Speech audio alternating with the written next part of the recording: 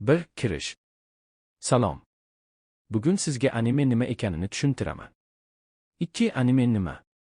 Anime nima? Anime bu Yaponiyada yaratilgan animatsion filmlar va seriallar. Anime so'zi yaponcha animatsion so'zdan kelib chiqqan. 3. Anime nimasi bilan o'ziga xos?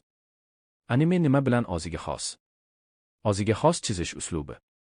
Qiziqarli va chuqur hikoyalar. Turli janrlar.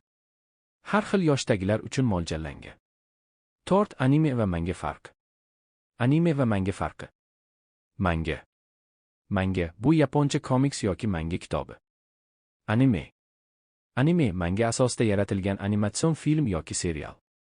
5. Animelarning janrlari. Animelarning janrlari. Jangari. Romantika. Sarguzasht. Qo'rqinchli. Fantastika. Komediya. Va yana ko'plab janrlar mavjud. 6. Mashhur animelarga misollar.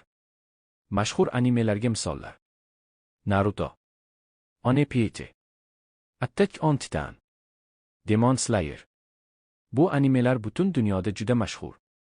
7. Nima uchun odamlar animeni yaxshi ko'radi? Nima uchun odamlar animeni yaxshi ko'radi? Hikoyalari qiziqarli va hissiyotlarga boy. Qahramonlari esda qolarli va ilhomlantiradi.